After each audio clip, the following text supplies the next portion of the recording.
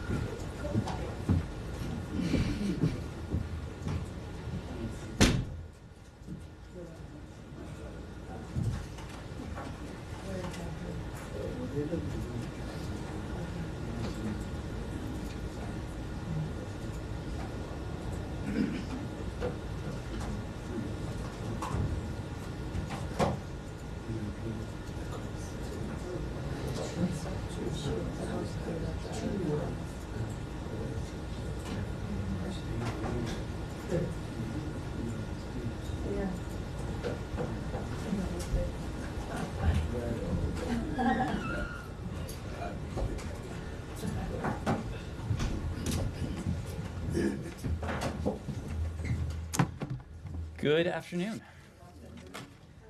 Happy Monday. A few things at the top, and then we will turn to your questions. I'm sure you all have seen the reports of the Russian Ministry of Foreign Affairs summoning your colleagues to, quote, explain to them the consequences of their government's hostile line in the media sphere. Let's be clear. The Kremlin is engaged in a full assault on media freedom, access to information, and the truth. I think everyone here in this room knows the censorship and difficulties your colleagues who work in Russia have experienced, so I don't need to lay it out in exacting detail. Suffice it to say, the Russians continue to make a false equivalency. The Russian government fundamentally and willfully disregards what it means to have a free press, as evidenced by them blocking or banning nearly every independent Russian outlet seeking to report inside their country. Threatening professional journalists, for simply trying to do their jobs and seeking to seal off Russia's population from any foreign information illustrates the flimsiness and the fragility of the Russian government's narrative. I also want to be clear about this. The United States continues to issue visas to qualified Russian journalists, and we have not revoked the Foreign Press Center credentials of any Russian journalists working in the United States. As noted in the statement from the Secretary last month, the Treasury Department designated Russia 1, Channel 1, and NTV, all of which are directly or indirectly state-owned and state-controlled media within Russia, and the revenues from which support President Putin's war. Many other, both independent and state-linked entities remained unsanctioned. The U.S. government continues to engage with Russian media outlets because we believe it is vital for the people of Russia to have access to information.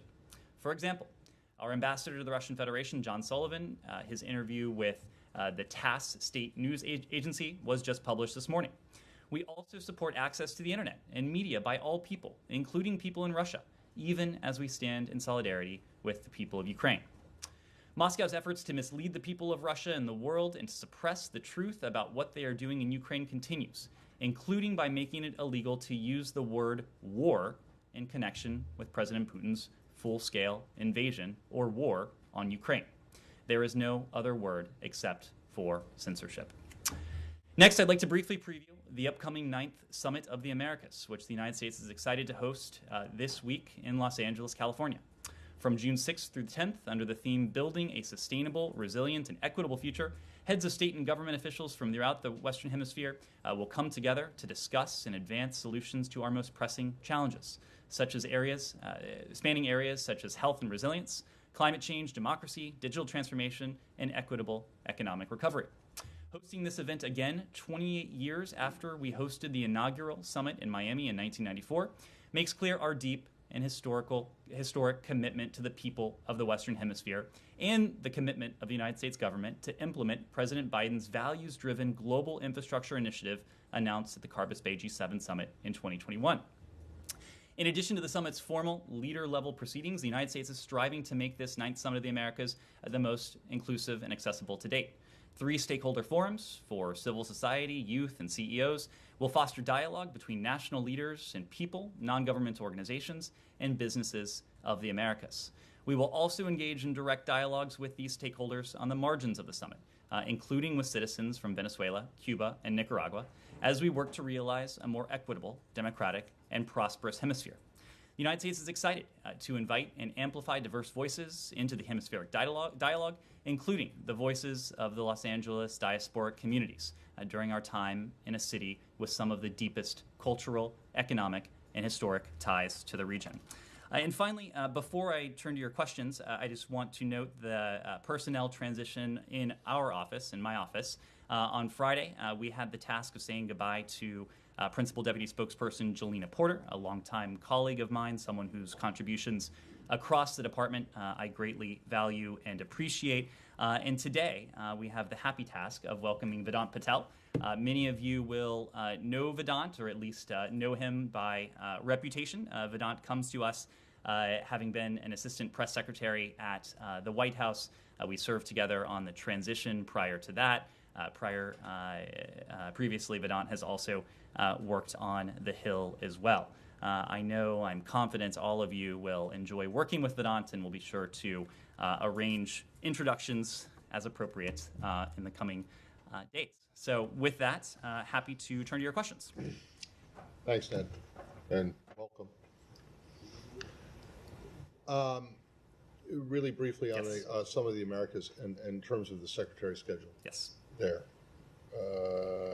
Is he going to be meeting some of these civil society members from Cuba, Nicaragua, and Venezuela? He has a full schedule. We released a statement this morning indicating some of the elements that he will take part in addition to the fact that he will be accompanying President Biden to many of his bilateral engagements and engagements with government leaders. The Secretary will indeed be taking part in engagements with civil society Tomorrow evening, for example, he'll be taking part in an event predicated on media freedom. This falls within the bucket of democratic governance and civil society with the region. There will be other opportunities for him to meet not only with civil society stakeholders, but stakeholders from the private sector, in addition to his engagement with government counterparts. And then related to this, how disappointing is it, or how much of a blow is it to the summit itself,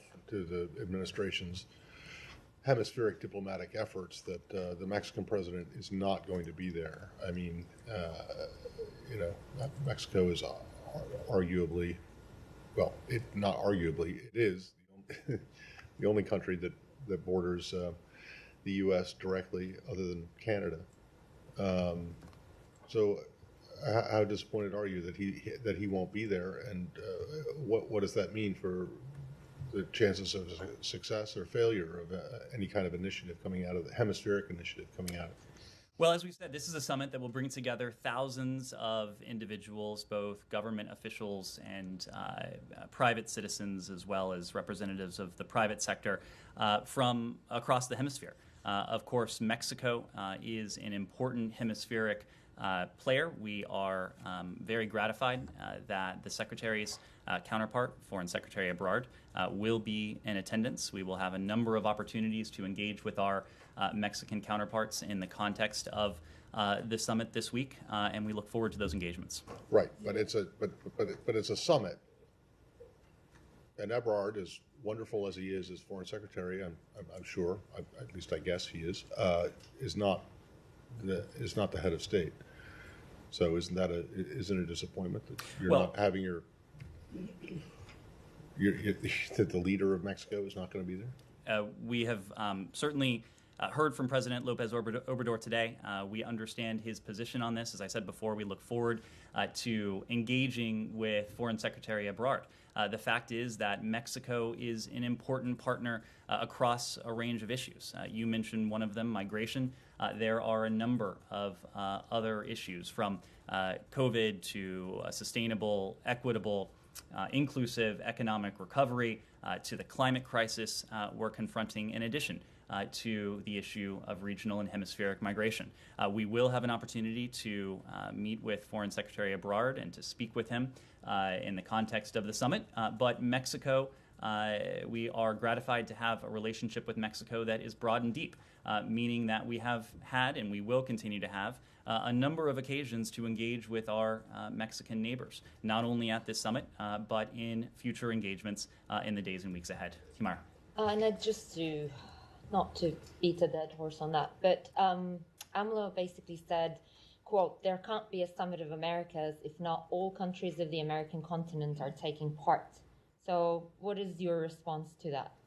Well, as the host of the summit, we do have wide discretion in terms of invitations. We greatly value the diversity of opinions that we've heard from our neighbors in the hemisphere about participation in the summit, what that should look like, what that should not look like. In recent weeks, senior officials, including Secretary Blinken, have been in constant contact, or near constant contact, I should say, with our counterparts throughout the hemisphere. Secretary Blinken has spoken on a number of occasions to Foreign Secretary Ebrard to hear Mexico's perspective on this question. We've also heard the perspectives of other neighbors in the hemisphere. We, again, recognize and respect the position of our allies in support of inclusive dialogue. We also note, as I have, that non-governmental representatives will be in attendance from Cuba, from Venezuela, and from Nicaragua. Participants from those three countries have registered to take part in stakeholder events. Just, where do you think this incident leaves U.S.-Mexico bilateral relations? Can you say that it's completely unscathed? We have a broad and deep relationship with Mexico. We will be able to explore and to delve into elements of that relationship with our Mexican neighbors this week in Los Angeles. We will have engagements with our Mexican neighbors in the coming days and weeks beyond that. So certainly there are diversity of opinions when it comes to who should be invited to the Summit of the Americas. The United States, as I mentioned before, as the convener of this particular summit, has broad discretion. We have done our best to incorporate the viewpoints of the hemisphere. When it comes to our Mexican partners, we look forward to engaging with the Foreign Secretary. Francesco. Yeah, you guys in the White House just confirmed today that those three countries weren't invited. Does that mean that until the end, potential invitation of one of them or three of them was on the table, and what made the balance go on the side of not inviting them? Well, I can tell you that we were in discussions with our hemispheric neighbors until very recent hours. And in fact, Secretary Blinken had an opportunity to speak most recently with Foreign Secretary Ebrard last night. We have been in regular contact with other neighbors throughout the hemisphere. We've been in contact with civil society stakeholders. We've been in regular contact with Congress as well. When it comes to the participation and the issues that have been at the fore, I think it is unfortunately notable that one of the key elements of this summit is democratic governance. And these three countries are not exemplars, to put it mildly, of democratic governance. In recent days alone, the Cuban regime has tried two artists on charges that actually criminalize the freedom of speech and artistic expression in Cuba. Diplomats and the press were barred entry to their trials. We're anxiously awaiting the verdicts. But again, this most recent suppression of freedom of expression is a hallmark of what we have seen from this Cuban regime over the course of years, but especially since the protest of July 11th last year. Since those protests, this is a regime that has not countenanced peaceful opposition. Of course, we've seen these two ongoing trials. We're awaiting the verdict in these cases, but these are not isolated incidents. We have seen this regime arrest, detain, hold without charge, hold incommunicado, individuals who were doing nothing but expressing the universal right that they have to assemble peacefully, to express their views, and views that did not happen to correspond with the views of the Cuban regime. For that supposed offense, they have been detained, they've been deprived of their liberty, they have been deprived of rights that should be universal. The same, of course, could be said of what has happened in Nicaragua, where we've seen an increasingly constricted space for civil society, and of course, Venezuela under the Maduro regime, a regime that we don't recognize, and we continue, of course, to recognize the leadership of interim President Juan Guaido. Do you mean that absent these most recent steps by Cuba, an invitation at some level could have been possible, or were you sharing some more precise demands on something to do on democracy, etc.?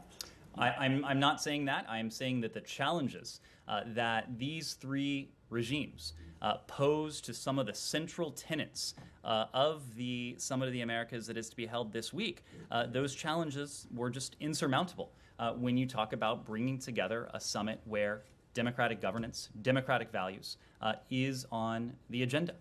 Now, of course, we have worked closely, we have listened carefully to other countries, to important stakeholders in the region. Many of our neighbors have voiced their opinions, their good faith opinions about what a Summit of the Americas should look like in terms of representation. We will continue to have an opportunity to discuss the issues that are at the heart of this summit with those partners, and we'll have an opportunity to discuss the issues that are at the heart of the summit with civil society representatives, including the civil society representatives that will be in attendance, or at least that have registered from these three countries, Cuba, Venezuela, and Nicaragua. Said. Thank you. Very quick question. Will Guaido be represented? Will he attend? Will he be represented in the summit? We expect that representatives of the interim government of Juan Guaido will participate in the summit. Yes. Just one final Sure. thing. I mean, you certainly cannot wish these countries away. I mean, you know, you've had some sort of animosity with Cuba for 60 years and so on. You cannot just wish them away. Why not include them in these discussions? I mean, I asked you this on Bagman the other day. I mean, you don't want just the countries that you agree with. go in countries that you disagree with. Well, Saeed, our policy towards each of these countries, Nicaragua, Venezuela, and Cuba, is predicated on one thing, and that is furthering or advancing the democratic aspirations of the Cuban people, the Venezuelan people, and the Nicaraguan people. Of course, we can't just wish the challenges, the profound challenges to democratic governance away in any of these three countries. That is not what we have done. But as I said before, in recent weeks, in at least one of these cases, and in all three in one way or another, the challenge to democratic governance has only been underlined by the actions of these regimes. When it comes to our approach to all three countries, we have taken steps, including steps in recent weeks with at least a couple of these countries that, at least in our estimation, seek to advance the democratic aspirations, the aspirations of these three people to live in a more freer, more open society. We have taken concrete steps. We will continue to do what we can to advance the cause of liberty, to advance the cause of democracy that these three peoples so desire. Kylie. Can we go to Russia? Unless Anything else on the summit? Sure. I'll take two quick summit questions. Sure. My question is foreign policy advisor to the president of Azerbaijan, Hikmet Aliyev. We'll come to other regions in a moment. Anything else on the Summit of the Americas? All right, let's go. Sorry, Kylie. And then we'll come back. just back to your opener then. I'm just wondering if you can explain to us if there will be any cost for Russia if they do, in fact, kick out these Western journalists that they are now threatening, and if the State Department found out about these retaliatory steps that they are considering directly, or if you found out about them in the same way that the journalist did from the Kremlin. My understanding is that we found out the same way all of you did when your colleagues were summoned to the Ministry of Foreign Affairs and essentially read a riot act that was a litany of false equivalents. Look, Russia has already suffered devastating reputational costs. And of course, any effort to further suppress or constrict the ability of independent journalists to operate freely inside Russia will incur further reputational costs for Moscow, as if those costs needed to be underlined any further. But I think what we've seen is that regardless of the steps that Russia attempts to take, their efforts to fully suppress, to fully clamp down on truthful information those efforts are going to be futile. And we have already seen that. We have seen even senior Russian government officials express and air their grievances, their profound disagreements with the policy choices of the Kremlin, most notably the choice that the Kremlin has taken to wage a brutal war against Ukraine, to air those disagreements publicly. In the earliest days of this war of choice, this unjustified war, we saw thousands, tens of thousands of individuals across dozens of Russian cities peacefully take to the streets. Many of them were detained, many of them were arrested for doing nothing more than, again, exercising what should be the universal right to freedom of assembly. And so the point is that even as Russia tries to put forward these false arguments, these lies, to justify what is a clear and apparent effort to intimidate independent journalists, Russia will not be able to fully suppress the dissent, even within their own system, to this brutal war against Ukraine. There could be no means of doing that because we know that opposition to this conflict is so widespread, even inside of Russia, where, unfortunately, the Russian people are fed a steady diet of lies and propaganda and disinformation. But even the Kremlin's efforts to clamp down on the organs of information and even their efforts to intimidate reporters have failed, and information continues to make its way through what is undoubtedly a very constricted information environment. And just a quick question, do you know what prompted this? I mean, obviously, we've seen them increasingly clamp down on news outlets and good information. But was there a specific incident? Do you think it's the sanctions from May that you guys put onto 3, Russian-controlled news agencies? Do you have any idea? It's difficult to say, and I wouldn't want to venture a guess. I believe the Russian Federation has publicly attributed it to the designations that we enacted against Russian-backed or Russian government entities. These are entities that had been primary sources of foreign revenue for the Kremlin to the tune of hundreds of millions of dollars, a key driver in terms of foreign funding for the Kremlin, or at least a significant source of foreign investment. Of course, in justifying what is unjustifiable, because it is nothing more than an attempt to intimidate independent journalists, we have seen this false equivalence, putting on the same plane your colleagues whom you know to be independent-minded, impartial, doing what they can under a very difficult operating environment to uncover and to report the truth to what are propaganda arms of the Russian government.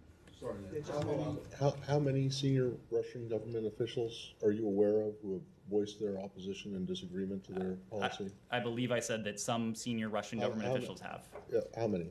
We have seen certainly former Russian government officials go on state TV even. We've seen a senior official in Geneva also. I mean, senior official, he was like the number 3 or 4 guy. I'm not saying there aren't any. I'm just wondering, you seem to say that like there's some big groundswell of opposition. No, within I pointed senior government to examples. Officials. But okay, well, a former official going on television, this guy who's the analyst, who was widely pointed to, and then the one guy in Geneva. And Matt, I think what you have seen from thousands of people, tens of thousands of people take to the streets, it's not confined to 2 people, of course. Well, fine, but you said senior Russian government officials. So right. I just want to make sure I understand. Yes, Alex. Sure. How to treat their own reporters. We have the latest example of Andrei Soldatov. He's known, for his coverage of Russian security services, very well-known journalist. He learned that he is on the wanted list, and also his bank accounts got frozen this morning. How do you read that news? First of all, them being able to freeze a bank account of their own reporter and at the same time putting on the wanted list. Secondly, can I get a reaction to the mere fact that that's basically another example of the litany of, let's say, attacks on their own journalists? I'm not immediately familiar with the specific case you raised. If we have a specific comment, we'll offer it. But what you described certainly sounds in the vein of what appears to be a concerted campaign on the part of the Kremlin to intimidate independent journalists. The Russian government, the Kremlin, has a long track record of pursuing those who have attempted to put a spotlight on it, including its security services. And of course, history is unfortunately riddled with examples of independent journalists and truth tellers whose reporting has been suppressed or, in some cases, much worse, has befallen them.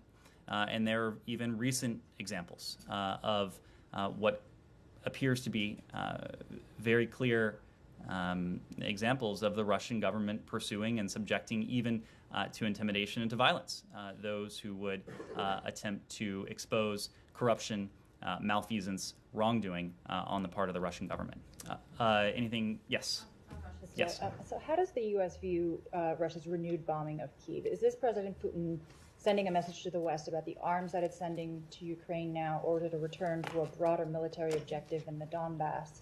And does the renewed bombing campaign of Kyiv change operations at Embassy Kyiv at all? Well, there have been a number of examples of Russia's brutality where we have had to question whether there was any military objective undergirding it, or whether it was just an attempt to terrorize the population of Ukraine, including the civilian population of Ukraine, and targeting sites on the outskirts of Ukraine could clearly fall into that category. The attacks that we've seen in recent days, however, of course, are not limited to the capital. The U.S. Embassy in Kyiv noted that Russia's bombardment hit a historic Orthodox monument in Donetsk in eastern Ukraine, a sacred site in Ukraine that had served as a refuge, a place of refuge for fleeing civilians since the brutal war in Ukraine began. These attacks have been senseless, what appear to be senseless affronts to Ukraine's people, to Ukraine's government as well.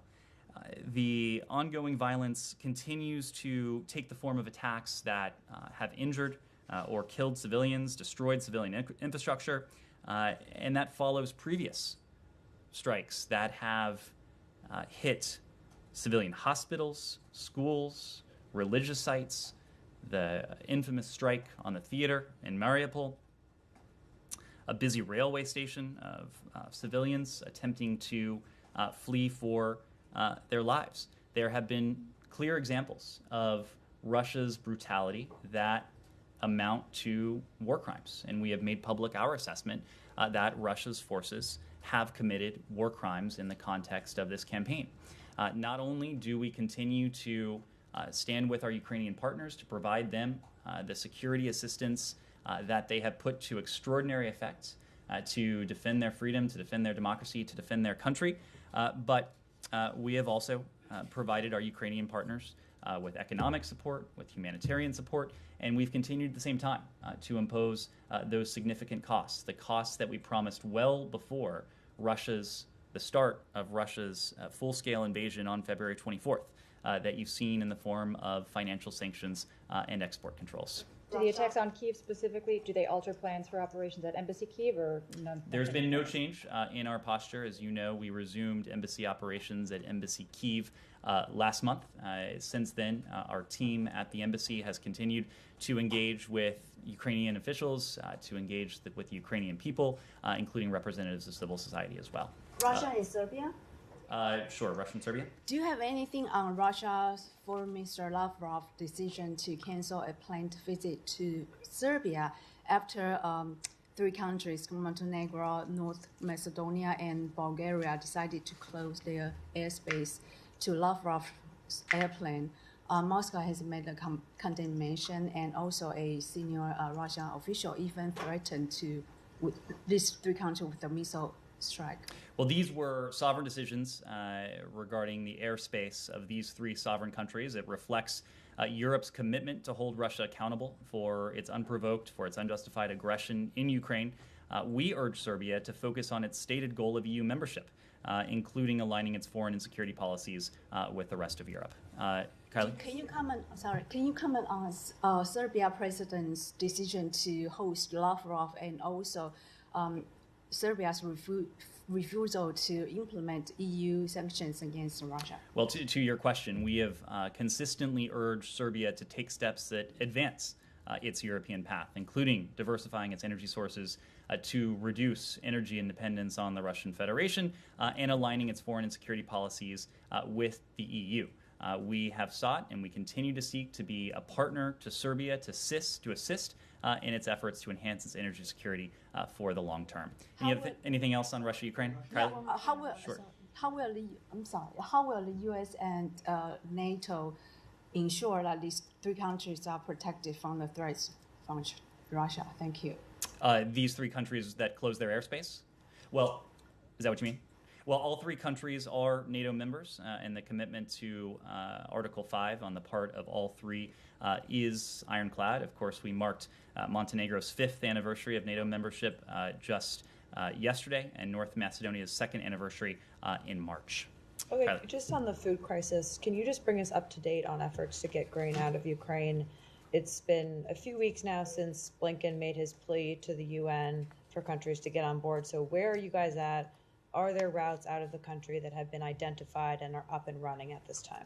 We have continued to be in very close dialogue and communication with key partners in this effort, with our European allies, with Turkey in terms of its efforts, and with the UN. And just last week, a UN delegation briefed the United States, including senior members of our team here, on efforts to coordinate maritime security on the Black Sea. Of course, we don't comment on the details of these private discussions, but this has been a priority topic of discussion with our counterparts at the UN. We'll continue that close coordination with the UN delegation and with the government of Ukraine on ways to mitigate impacts of global food insecurity from President Putin's war in Ukraine. This is a war that not only has brutalized and in many ways terrorized the people of Ukraine, but it has put at risk food security around the world. There are approximately 84 merchant ships, some laden with wheat and corn, and about 450 seafarers are trapped at Ukrainian ports. Not only is there grain aboard these vessels, but there are about 22 million tons of grain sitting in silos near the ports that also needs to move out to make room for the newly harvested grain. In addition, Russia has actually taken aim at ships at sea. They have taken aim at grain silos. They are continuing to effectively implement what amounts to a blockade of Ukraine's ports. So we are having conversations, of course, with Ukraine in the first instance, but also with important allies and partners coming out of the Secretary's engagements in New York last month, where he led the session at the UN Security Council and also in the General Assembly. That was billed as a call to action. We feel that we were successful in bringing together much of the world to focus on this problem. The challenge is now clearly in sight, and we are working closely with countries in the region to help to facilitate the export of Ukraine's grain and other foodstuffs, but we're also working with countries who have been impacted by Russia's blockading of the ports, Russia's targeting of vessels containing wheat and other foodstuffs. We'll continue to keep the focus on this. Jenny. Do you have estimation for when that dialogue will lead to movement of the grain? This is something that we are working on every single day, so I can't put a date on it, but it is among our highest priorities here. As you know, the Secretary later today will actually convene a group of stakeholders from the NGO community and also from the private sector together with Secretary Vilsack. When it comes to the challenge of Russia's war against Ukraine, this has been among our highest priorities because the impacts of Russia's action are not only confined to what they're doing inside Ukraine, but countries around the world, including countries in Africa, both North Africa and Sub-Saharan Africa, have really borne the brunt of this.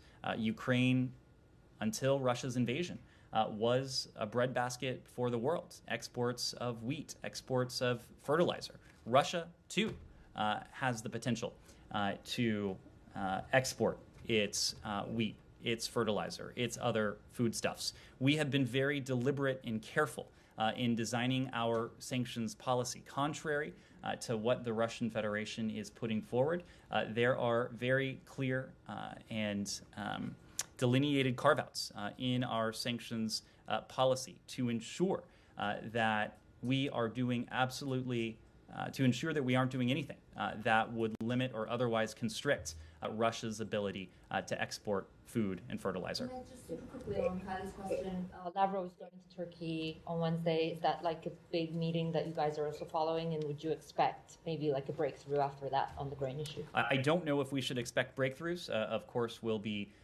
watching closely. We'll be talking with our Turkish allies in the aftermath of that visit.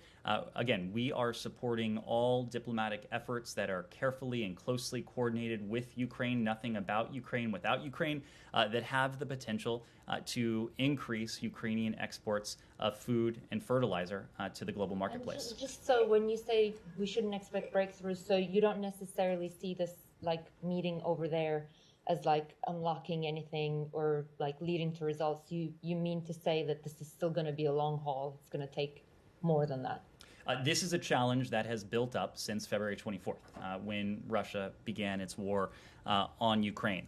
You have referred to a meeting between two countries, Russia and Turkey, neither of which, of course, is Ukraine.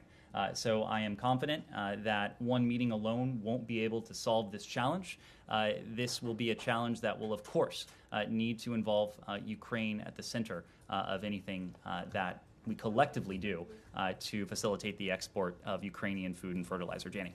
Thank you, Nate. I have two questions on Can we ask one more on Russia, please?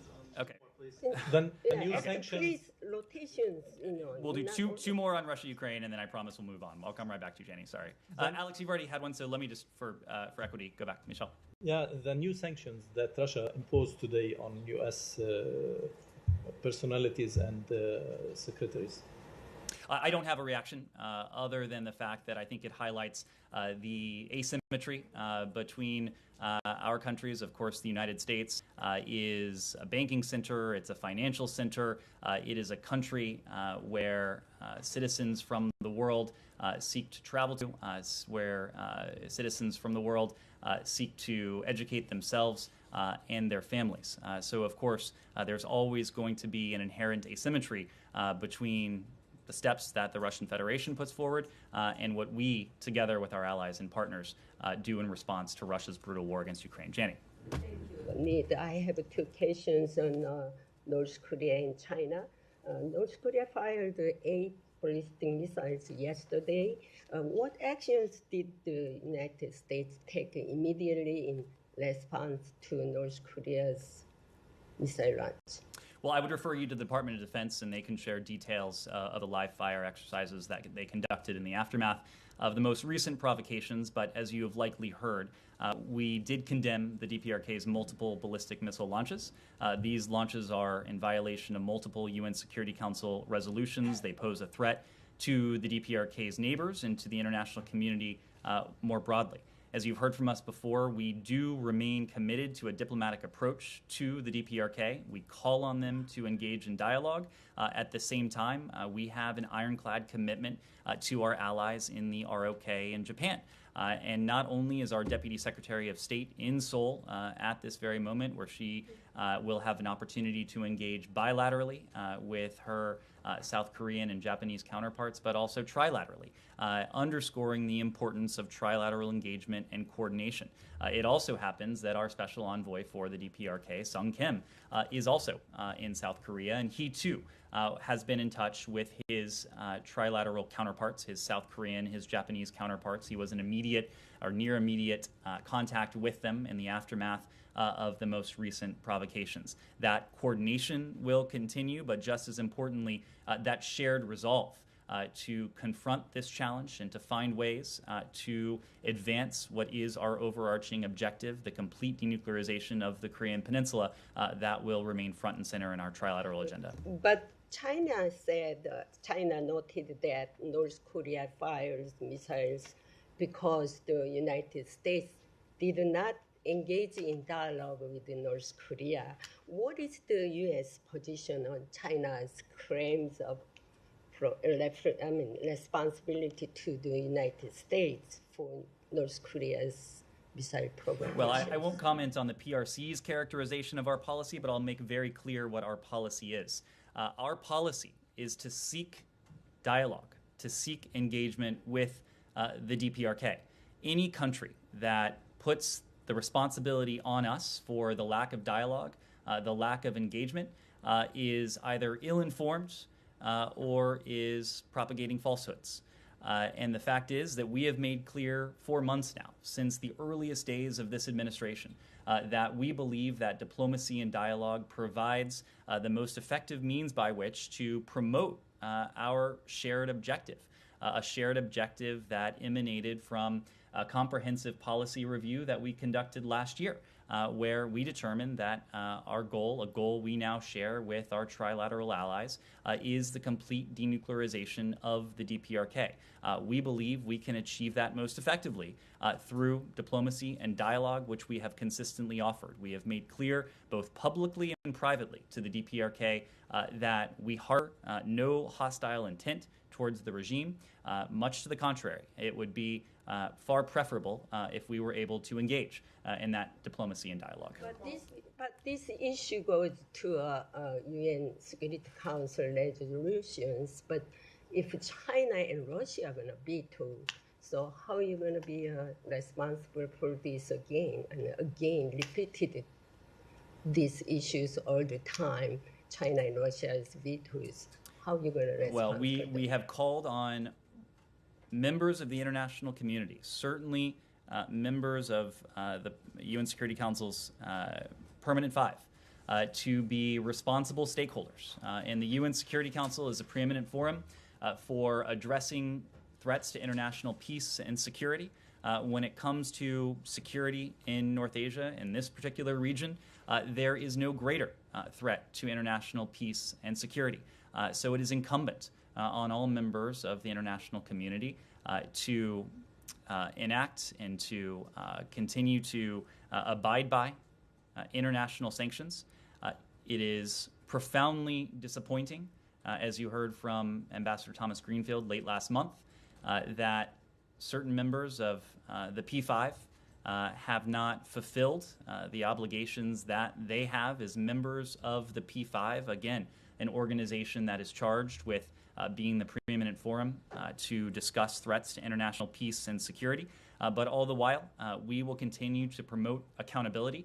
There are other means by which we can promote that accountability. We have our own authorities. Our partners and allies have authorities that we can coordinate, just as we work on defense and deterrence together with our partners in the region. One more on North Korea, and then we'll move on. Thank you, Ned.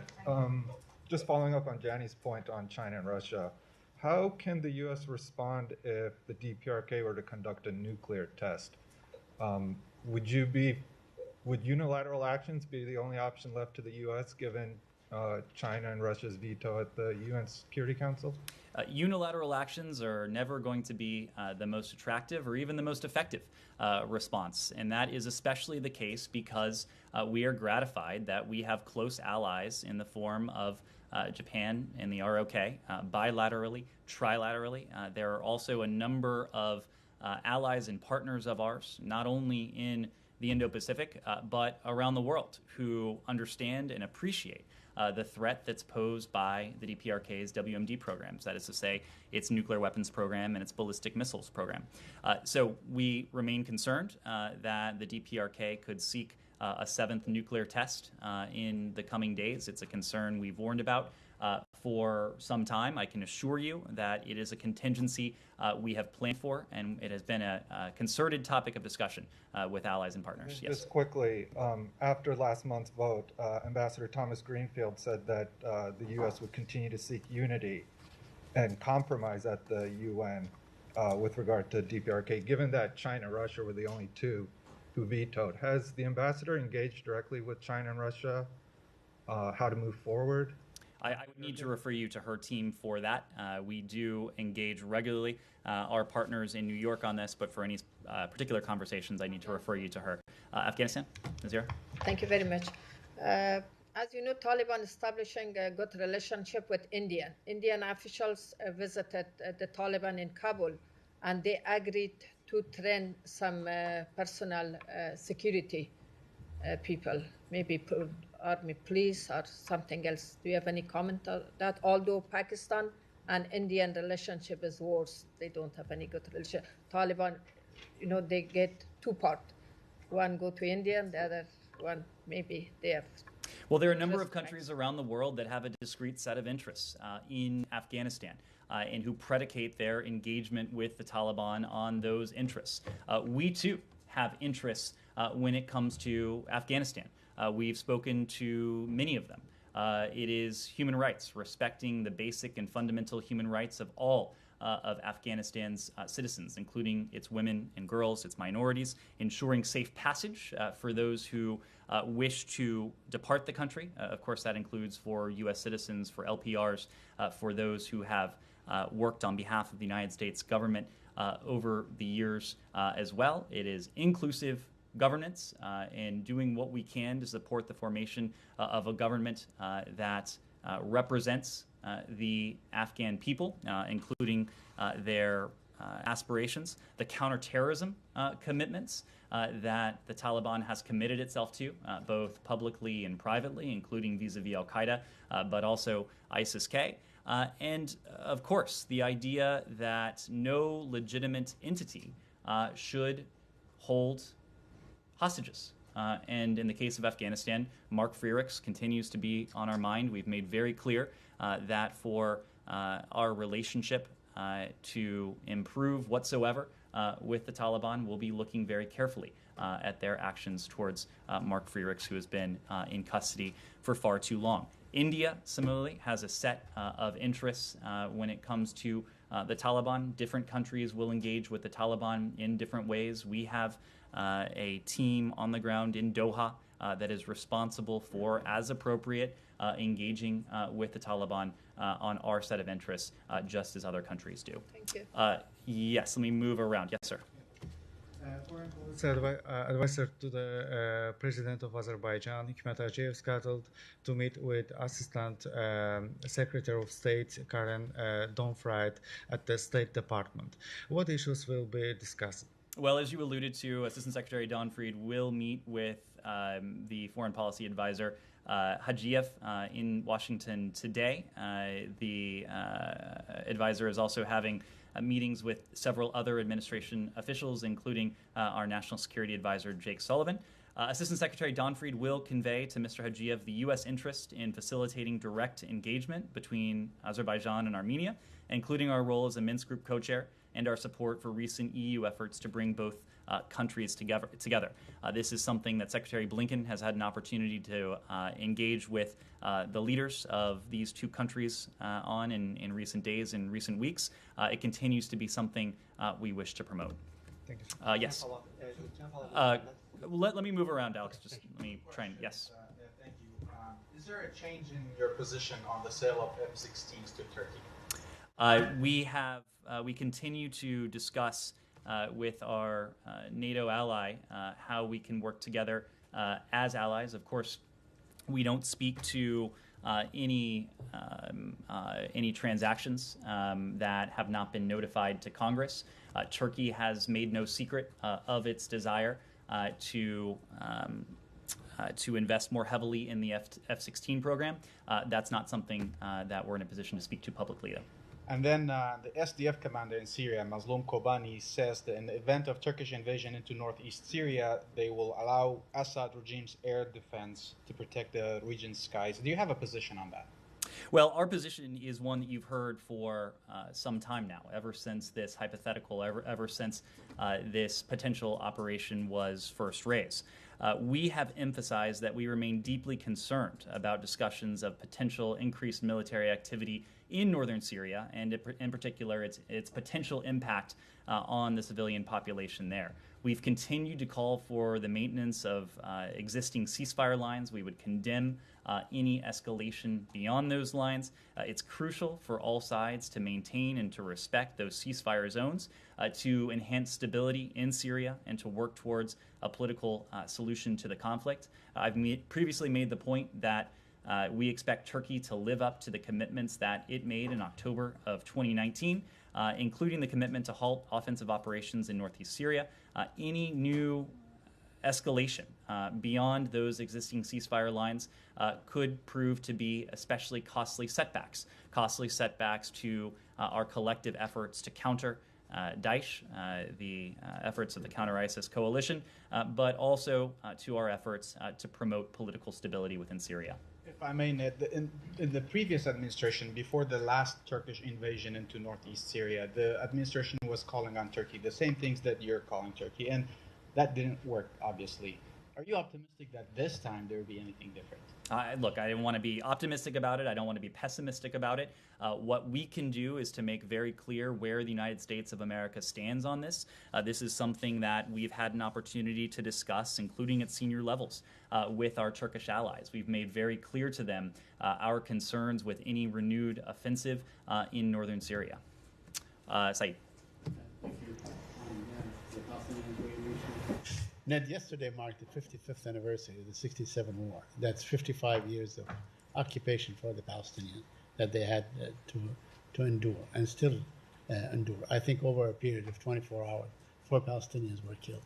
They held a 3-year-old child, made him take off his T-shirt at a checkpoint. The whole world saw that. So my question to you, I mean, I know you don't want to express any optimism or pessimism. How long this thing should go on? I mean, is it time for this occupation to end?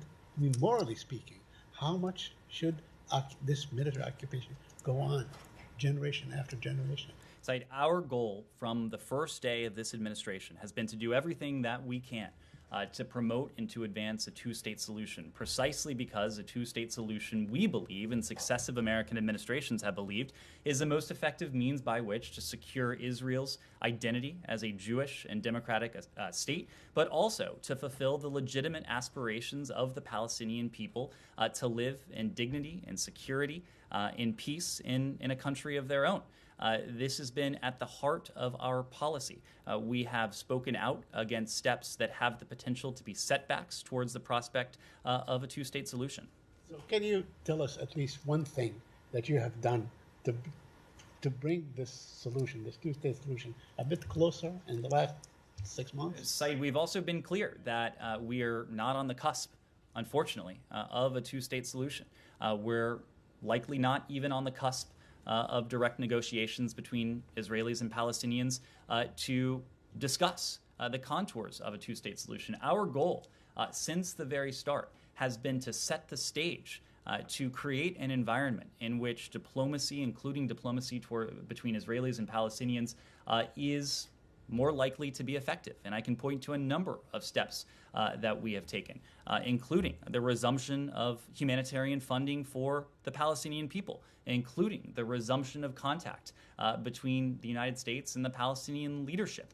That is something that, unfortunately, had taken a hit in the last administration. We think it was profoundly counterproductive to the prospects of stability in the region, to the prospects ultimately of a two-state solution. Okay. And that last administration closed the consulate that was open for a long time, and you have not taken any steps to reopening that. But I know you don't like me to cite figures and numbers, but I'm going to tell you a couple of figures. Since the beginning of the year, 14 Palestinian children, have been killed by the Israelis. Over the past 55 years, 1.5 million Palestinians have been imprisoned. Most of them unfairly, including administrative detention. Can you at least tell your allies, the Israelis, that they should end this practice of administrative detention? Said, we've been very clear where we stand. We believe Israelis and Palestinians deserve equal measures of stability, of security, of freedom, and importantly, of dignity. That is really at the heart of our efforts to set the stage for a two-state solution. It's been at the heart of everything we've attempted to do in the region. Yes, sir. There was a Washington Post story saying that the PRC is secretly building a naval facility in Cambodia for the exclusive use of its military. That's supposed to be a ground station for the Beidou navigation technology. Do you have any comment about that? I don't have a comment on the specific story you referenced, but it is consistent with credible reporting we've seen from the PRC that the PRC is engaged in a significant ongoing construction project at Ream Naval Base. As we've said, an exclusive PRC military presence at Ream could threaten Cambodia's autonomy and undermine regional security as well. We and countries in the region have expressed concerns about the lack of transparency on the intent, the nature, the scope of this project, as well as the role of the PRC military is playing in its construction and in its post-construction use of the facility. The Cambodian people, neighboring countries, ASEAN, and the region more broadly would benefit from more transparency. We've made a very similar point in terms of the Pacific and the Pacific island nations. We have seen the PRC attempt to put forward a series of shadowy, opaque deals that they would like to see signed in the dead of night with no input or transparency and even limited visibility on the part of the governments in question. So this has been a pattern on the part of the PRC. Sorry, what's the date on that guidance you just read? 6th of June, 2022. Well, okay. What does it give any metadata? When did you first start raising your concerns about the Chinese construction at Ream? It was last year, I can tell you. Was it more like 2 years ago? Maybe it was before. I wasn't here 2 years ago, but I can tell you this administration has been consistent in that. Yeah, well, is there something that has happened new other than this just one report that has increased your concern? I will tell you, Matt, I'm happy to take any and all questions that people throw my way. Your colleague asked me a question about concern of Ream Naval Base. So no, I just want to know if there's any. Why is the concern greater than it was like a year ago? I can't tell you why the Washington Post wrote that report. I'm not asking you that. I'm asking you about your response to the question, which is has the concern increased? Our concern certainly has not abated. Okay. Just one thing on the Summit of Americas. You said representatives of Guaido will participate. So you guys don't expect him to show up? We will have more details on the mechanics and the specifics of participation, I am sure, in the coming days. Is he coming or not? We will have more details on all of that as the week unfolds. Are these representatives participating in person or virtually? It's a different way of asking the same question, and I will give you the same answer. Are the participants coming in person, or are they going to be in a laptop screen? I can understand the interest you have in this, and we will have tomorrow. We will have answers for you throughout the course of the week. Yes. Ahead of the Security Council vote on cross-border operations for Syria next month, how concerned is the U.S. that Russia will dismantle what remains of that cross-border mechanism, and is there any dialogue with the Russians at the UN right now on this? So I would need to refer you to my colleagues at the UN to speak to their engagement on this. But as you know, Linda Thomas-Greenfield was just in the region late last week. She went there to put a spotlight on the indispensability of this remaining border crossing. It is a border crossing that facilitates much needed, desperately needed humanitarian support for the Syrian people. We, United States, believes, and many of our allies and partners around the world believe that we should not allow the profound differences we have with Russia or any other country to stand in the way of humanitarian assistance to make it to the people of Syria. This is not something that should be treated as a bargaining chip. This is not something that should be used for political favor or advantage. This is about lives. This is about livelihoods. This is about the ability of millions of Syrians who are at grave risk of food insecurity to continue to subsist and to live. And just to follow up, how would you describe contingency planning for if they succeed in shutting Our focus right now is on a reauthorization of the border crossing. I wouldn't want to get into contingency planning. Yes? Just a more general question on nuclear threats, because the IAEA chief pointed to evidence that both North Korea and Iran are making great strides in this arena. Now, you've outlined the administration's strategy for diplomacy, but taken as a whole, is any of this a wake-up call that it's time maybe for a recalibration? For a recalibration of your strategy, of our strategy towards the DPRK and Iran. Look, we have a strategy towards both countries. Obviously, they're very different countries entailing very different strategies. When it comes to the DPRK, we've already talked about this to some extent during the briefing. Our objective is to see the complete denuclearization of the Korean Peninsula. We believe we can achieve that most effectively through dialogue and diplomacy. We are doing what we can to signal very clearly to the DPRK regime that we are ready, willing, and able to engage in that dialogue and diplomacy. Now, it is no secret, as we've already talked about in the course of this briefing, that the DPRK appears to be in a period of provocation. This has tended to be cyclical. We've seen periods of provocations. We've seen periods of engagement. It is very clear at the moment that we are in the former. We are doing what we can to give way to a period that is marked more by the latter.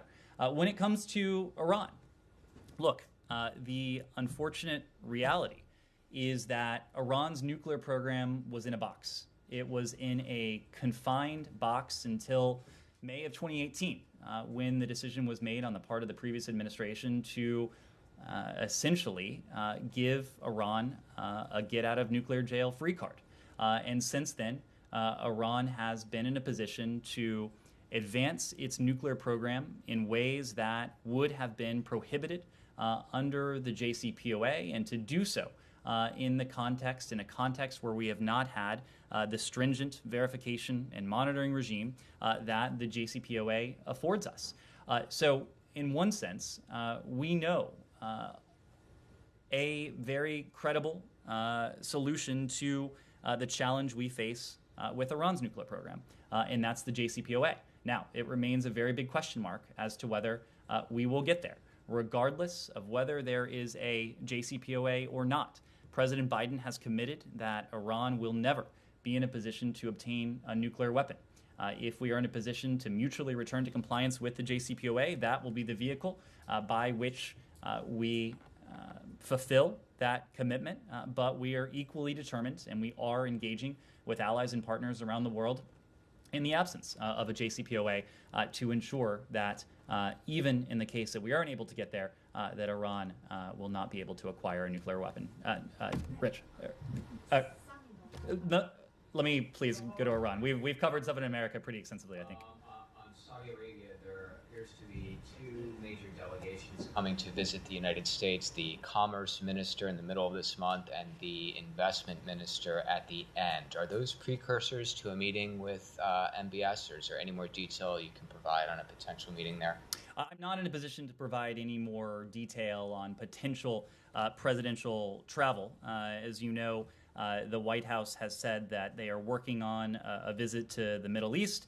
He has accepted an invitation from Prime Minister Bennett of Israel to travel to Israel in the coming weeks, and we may have more to say, or I should say the White House, I expect, will have more to say on that front at the appropriate time.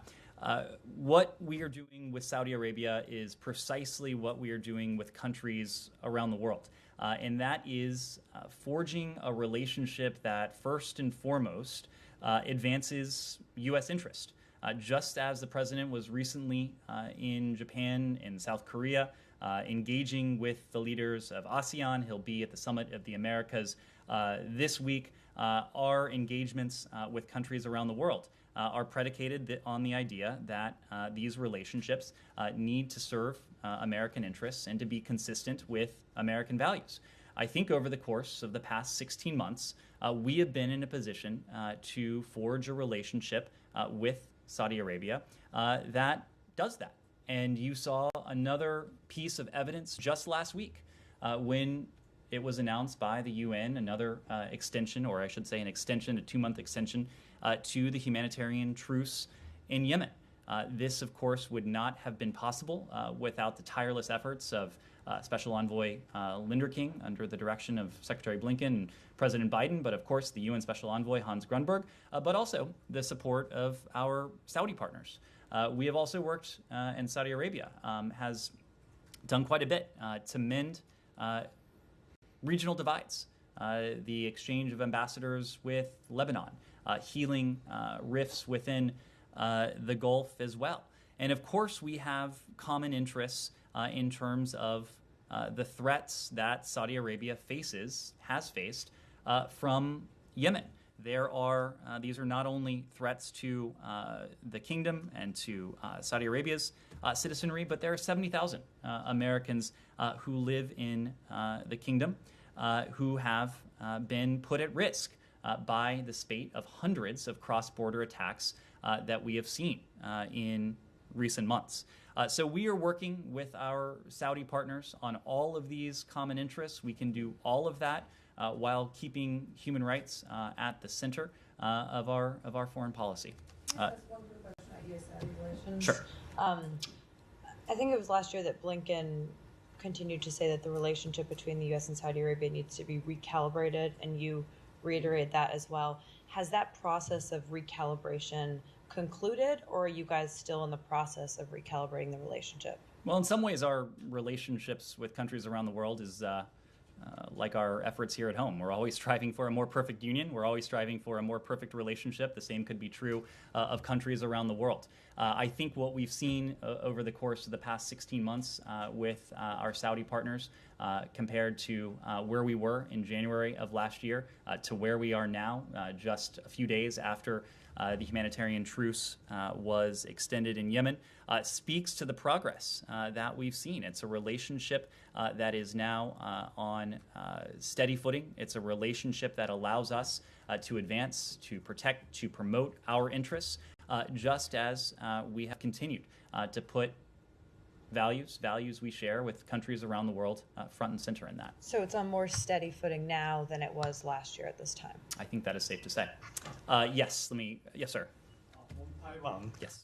Taiwan's opposition party leader, Eric Chu, is in Washington right now. Is there any plan the State Department official will meet him here in the State Department? I am not aware of any planned meetings, but we will let you know if we have anything to read out. Yes. Going back to Iran, now that the first day of the IAEA Board of Governors meeting has opened, I guess you can talk more about the report on Iran. The Director General said that Iran has a considerable amount of enriched uranium, and it could be only weeks before it could have enough fissile material for a bomb. Is that the same timeline you're looking at, the Biden administration is looking at for calling it a quits with the negotiations, should Iran not do anything to revive the talks? Share a great deal of information with the IAEA. We have full faith and confidence in the IAEA. The assessment that you heard from the Director General today is largely consistent with our own assessments. The fact is that when the JCPOA was implemented, when it was fully in effect, the breakout time was about 12 months, was about a year. In the course of the past 2 years, that breakout time, or I should say since May of 2018, I suppose that's 3 years now, 4 years now, that breakout time has dwindled significantly.